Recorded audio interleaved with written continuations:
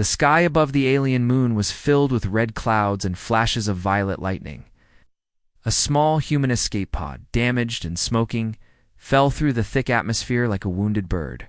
Inside, Jake held tightly to the straps across his chest. His ship had been hit by a rogue meteor in deep space, and this moon had been the closest place to crash. When the pod finally slammed into the rocky ground, everything went silent.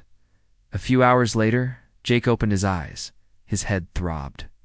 His suit's oxygen levels were low, but he was still alive. The pod's side hatch had been torn open during the crash.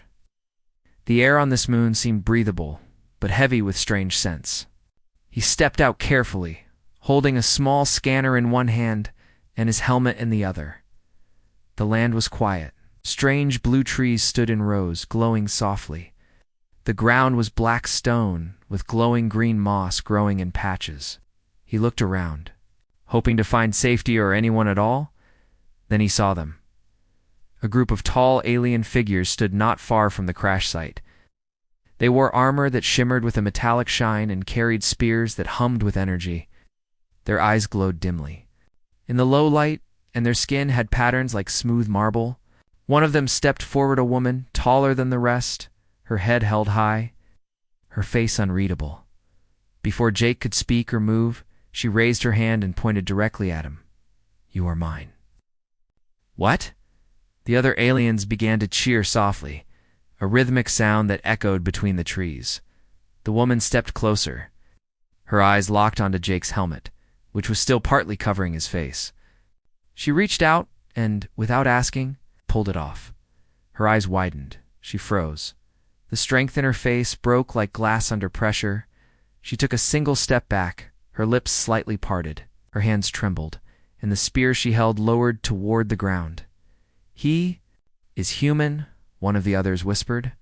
The group fell silent. The wind howled quietly in the background. The tall woman stared at Jake like he was a ghost. Her lips moved, but no words came.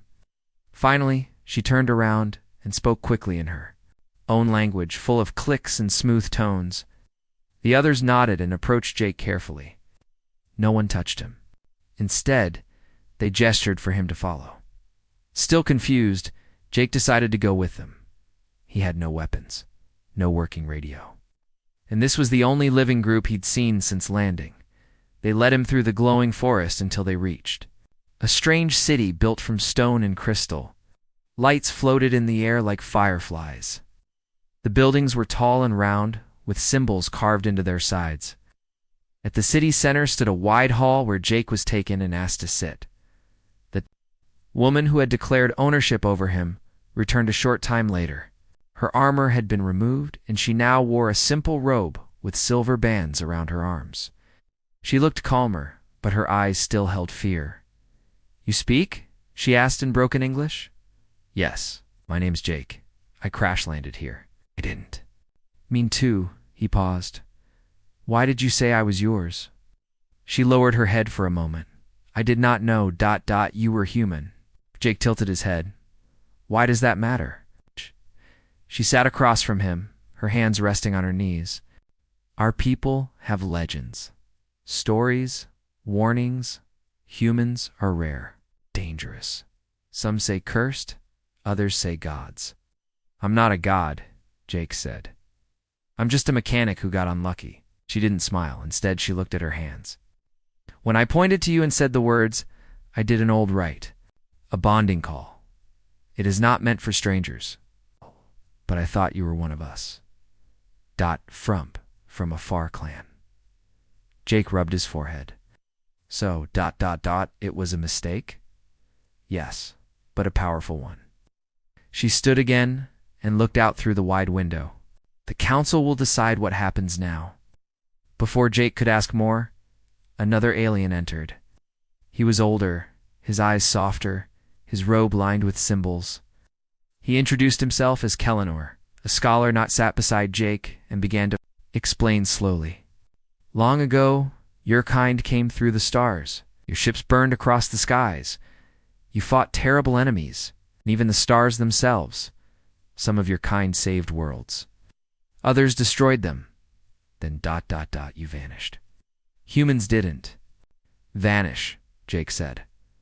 We just stopped traveling far. It was too dangerous. Kellenor nodded. We thought you were gone. Only myths remained. To see one here, living. It has shaken many of us. Jake leaned back. So now what? What? I? A prisoner? No, Kellenor said. But you are something more dangerous. Human with a bond mark. A what? Kellenor pointed to the woman standing by the window. Her name is Zalara. When she claimed you, she marked your spirit with her own. It cannot be undone easily. But she didn't know I was human.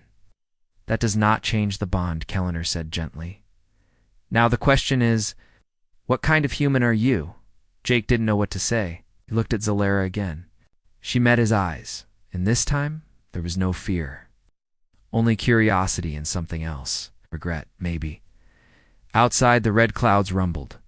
Deep in the city, whispers began to spread. A human had arrived, and he had already broken one of their oldest rules. The night on the alien moon was strange and quiet.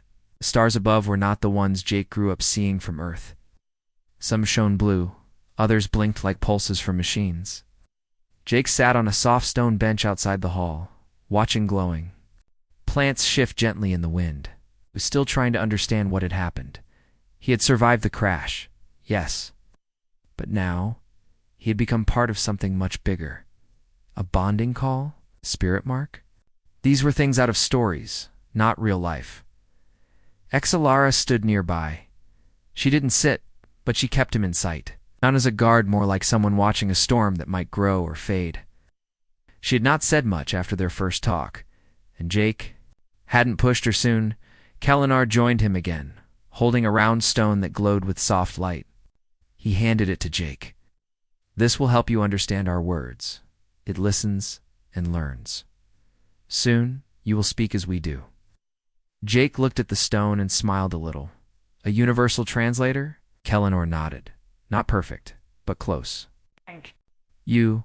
They sat in silence for a moment. Then Jake asked, What happens now? Kellenor looked at the sky. Many things will happen. The council will speak. The people will talk. When you must decide who you are. Shh. Jake sighed. I didn't mean to cause all this. I was just trying to survive. Survival is the first step to purpose, Kellenor said.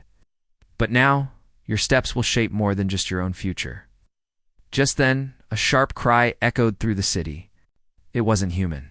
It was high and fast, like a warning. Jake stood up quickly. From the trees beyond the wall, a creature leapt into view. Tall, fast, and covered in dark fur with claws longer than knives, it charged straight toward the path. A child, small and alien, stood, frozen in fear. Without thinking, Jake ran. He didn't have a weapon. He didn't have armor. His body moved before his mind caught up. He grabbed a fallen staff from the ground and jumped between the beast and the child. The creature roared and slashed, but Jake dodged, swinging the staff hard. It hit the creature's shoulder and knocked it back. Jake grabbed the child and rolled aside just before the creature struck again. Then, a burst of blue light flashed beside him. Zalara was there, her spear glowing. She moved fast, graceful like a dancer, but fierce like a warrior. Her spear struck true, and the creature howled before fleeing into the dark. Jake sat up, breathing hard. The child safe in his arms, Zalara looked at him. Her chest rose and fell with each breath, her eyes wide.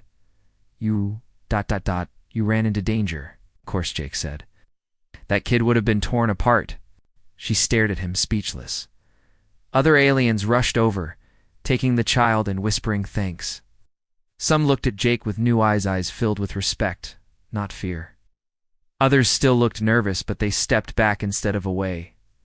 Kel's Nart returned, his face calm but proud. You acted with courage. Jake stood slowly. I did what anyone would do.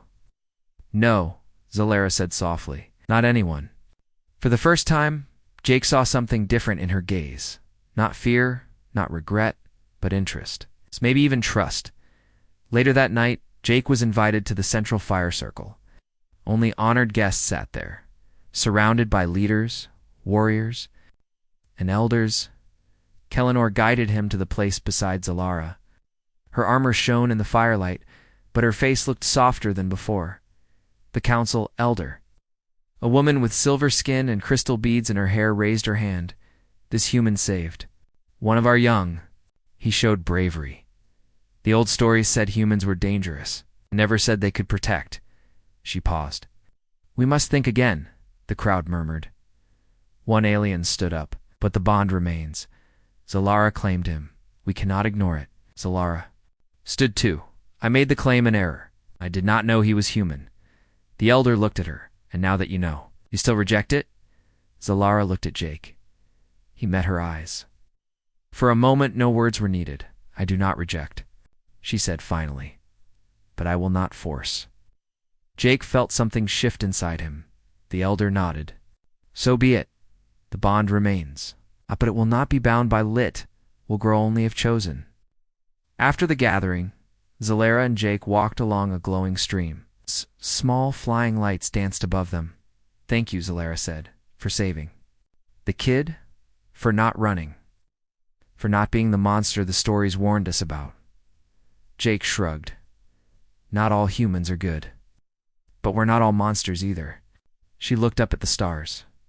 You confuse me? You're not the first to say that. She gave a small laugh. It was short and quiet, but it was real. You confuse me too, Jake said. You claimed me without knowing me, and now. Don't hate it. They stood in silence again.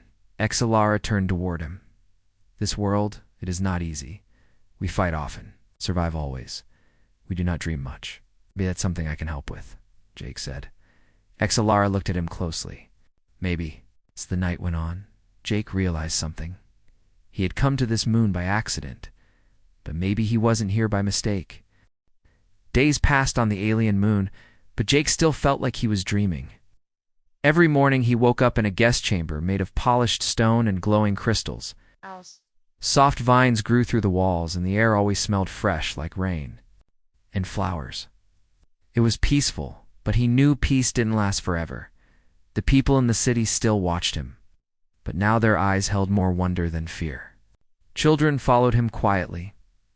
Warriors gave respectful nods. A few still avoided him, whispering about legends and danger, but the mood had changed. Saving the child had opened a door, even if it wasn't wide open yet. Zalara trained in the stone courtyard every morning. Jake often watched from a nearby ledge. She moved with focus and grace, her spear cutting the air like a sharp wind. Her body was strong, but her mind was sharper. Jake could see that she wasn't just a warrior, she was a protector, always alert, always thinking. One morning, Zalara turned and called out, "Come." Jake blinked. "Me? Yes. You watch. Now learn." He stood up slowly and walked to the center of the courtyard. She handed him a short wooden staff. It felt heavy, not in weight, but in meaning. "Hold it like this," she said, guiding his hands. "Feet wide. Firm stance." He nodded and copied her moves. At first, he stumbled. She corrected him, sometimes touching his arms or adjusting his steps. Jake felt awkward, but he smiled through it. Training with her was the first thing that made him feel normal since the crash. After an hour, both of them were sweating. Zalara stepped back and looked at him. "You learn fast. You teach well." She gave him a look, not a smile, but close. As the sun rose higher, a sudden voice broke the moment. "Jake, Zalara." It was Kellinor, rushing across the courtyard. He looked worried. "What's wrong?" Jake asked, not how held up a round crystal. "A ship entered orbit. It's human. They sent a signal asking about you." Jake's heart jumped. A rescue ship. "Maybe," Kellinor said. "Or maybe not." Zalara's face hardened. "What will they do when they find you here?" Jake didn't know. "Depends on who they are." The three of them hurried to the tall tower at the edge of the city. From the top, they could see the sky. Sure enough, a small dot floated far above, blinking softly. A ship. A message played on the tower speaker, translated by the alien crystal. It was a simple voice. "This is Captain Halden of the patrol ship Striker. We received a distress signal from a human pod. If any survivors are present, identify yourselves. Respond immediately." Jake stepped forward. This is Jake Carter.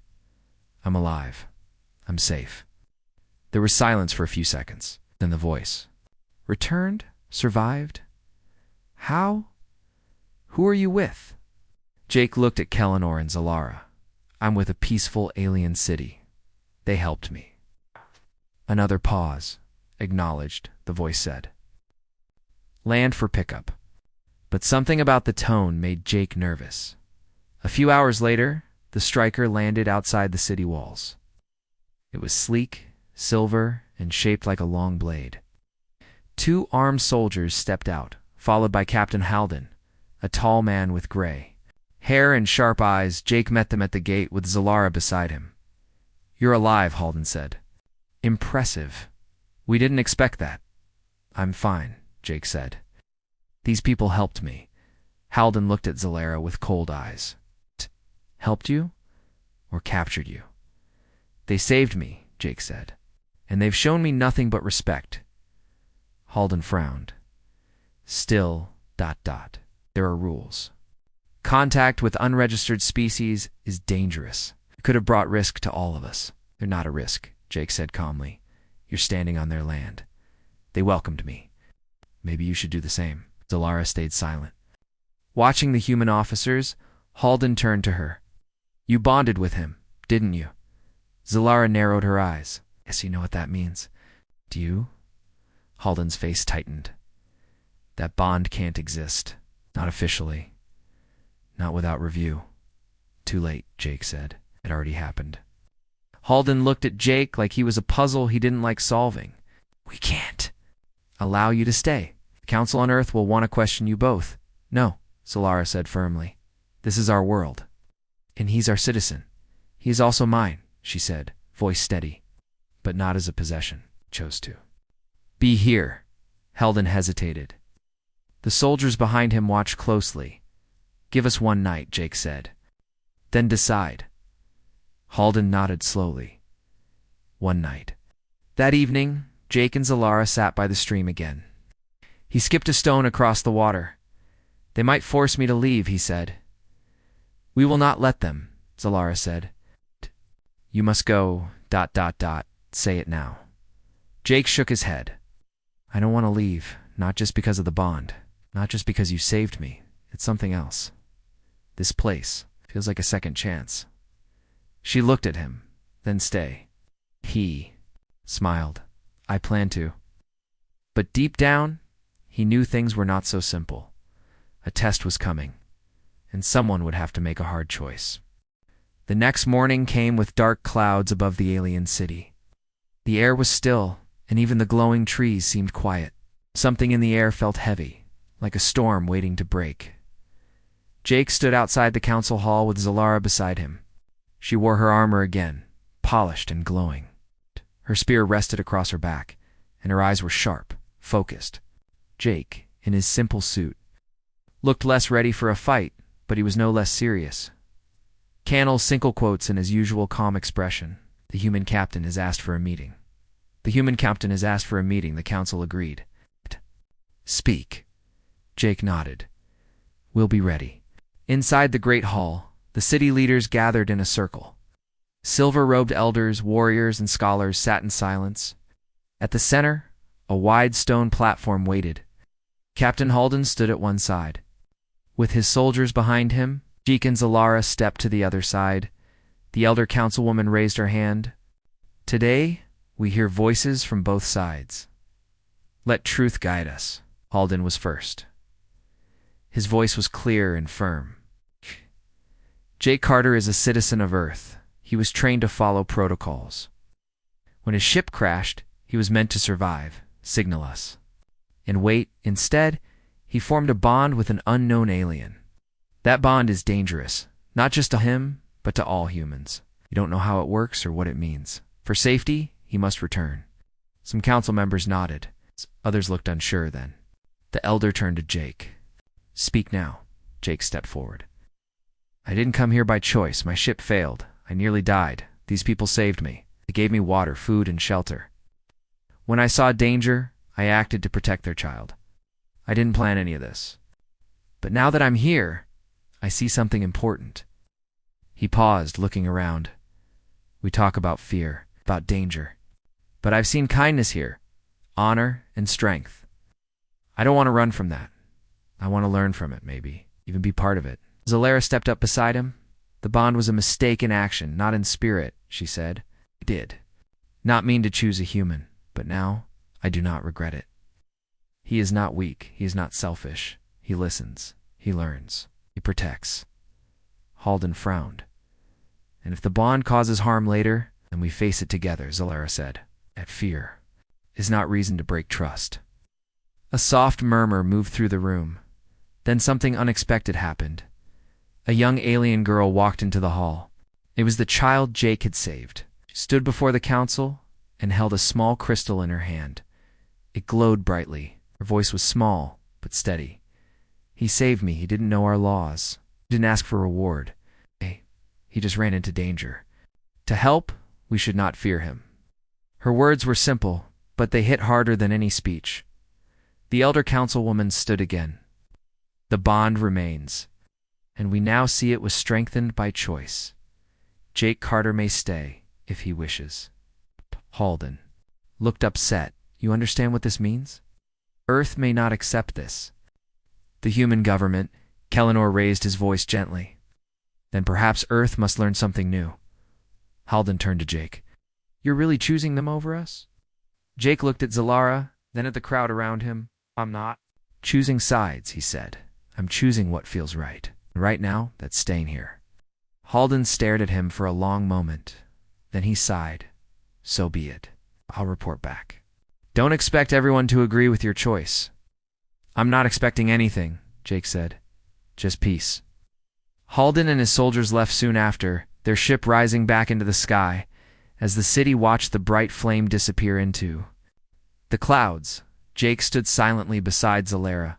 You spoke well, she said. You too, he replied. A moment passed between them, still quiet, and full of something deeper than words. Later that day, Zalara invited Jake to walk through the temple gardens. The paths were lined with glowing leaves and soft lights. Statues of past warriors stood tall, watching over the place like silent guardians. I trained here as a child, Zalera said. Back then, I only cared about strength. And now? She paused. Now I see strength is not only in weapons, is also in choices, in trust, in bonds. Jake smiled. Then maybe I came to the right world. She stopped walking and looked at him. I still don't understand everything about you. Your world, your people. Same, Jake said. But maybe we don't need to understand everything. Maybe we just need to start with one thing. Zalara tilted her head. What thing? That we're not alone? Not anymore? She gave a slow nod, as the two of them stood in the quiet. Garden, the stars above began to shine again, brighter than before. It wasn't just light, it was a beginning. And in that moment, something between human and alien shifted. Not by mistake, but by choice. The days after the council meeting were calm, but the quiet felt like the air before a storm. Jake spent his time helping the alien people repair parts of their city damaged in past conflicts. He learned their technology, strange and beautiful, mixing crystal energy with metal. The more he worked, the more he felt connected not just to this place, but to the people. Lara and Jake grew closer. They shared stories of their worlds, hers full of battles and honor, his of stars and distant planets. Sometimes they would sit by the glowing river, watching the strange fish that shimmered under the water's surface one evening. As the twin moons rose, a messenger arrived from beyond the city walls. Breathless and hurried, he handed a sealed message to Zalara. Her eyes darkened as she read. What is it? Jake asked. Lara hesitated. A warning. A fleet approaches. From where? From the Galactic Alliance. They heard of your presence here? They do not welcome humans on this moon. Jake's heart tightened. They want to take me away, Zalara nodded. Not just you. They see your bond as a threat. What can we do? She looked out toward the horizon. We prepare. The city buzzed with activity as warriors sharpened weapons and scientists worked to strengthen defenses. Jake offered his help, sharing human tactics and ideas. Zalara trained beside him, her confidence growing. Together, they were more than just allies. They were a team. One night, while the city rested, Jake stood watch on a high tower. The stars were bright, but dark shapes moved silently below. Scouts reported the fleet closing in, ships with weapons designed to destroy. Zalara joined him. "They do not understand," she said quietly. "They see you as a danger, but you are more. We have to show them," Jake said. Not with violence, but with strength and honor. The battle came at dawn, the sky lit with beams of light and thunderous booms. Alien ships soared, weaving through enemy fire. Jake and Zalara coordinated defenses, their bond clear in every move.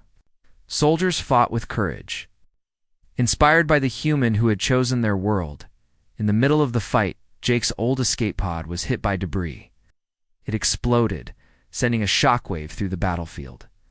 Some feared he was lost, but Jake emerged, standing tall and steady, his eyes locked with Zalara's across the chaos. Their bond gave hope. Strength slowly, the invaders began to retreat. The Alliance forces, surprised by the fierce defense, called for a ceasefire. After the battle, the council gathered again, this time with a new respect for Jake and his bond with Zalara. "You have proven yourself," the elder said. "Not just to us, but to the stars." Jake smiled softly. "I didn't do it alone." Zalara took his hand. "We are stronger together." Peace returned.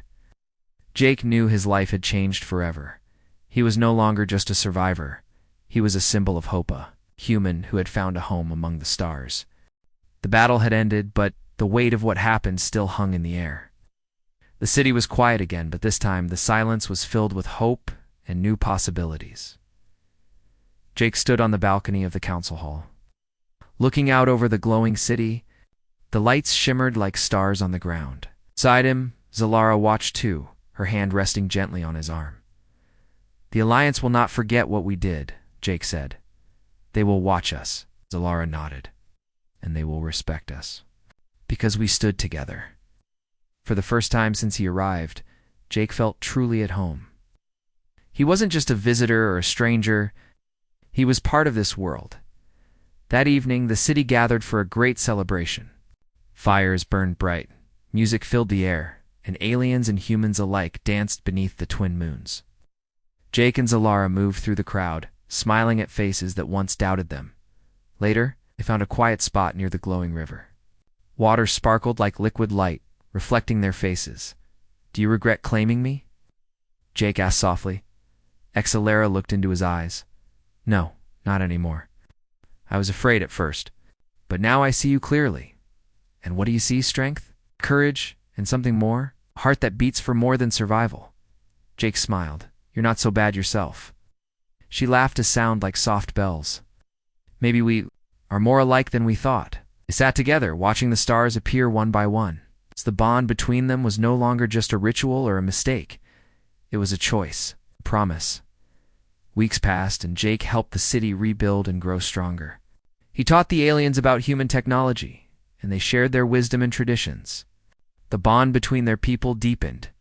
Then one day a message arrived from Earth. It was clear and simple. The human government accepted Jake's choice to stay. They would send diplomats to learn from this new alliance. Jake shared the news. With Zalara, they finally understand. She smiled. It took time.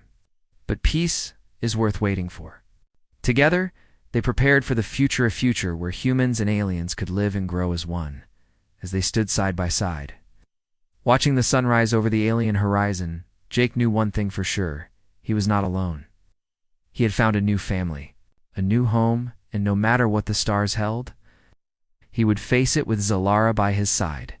The galaxy had changed forever, because a human and an alien chose to stand together.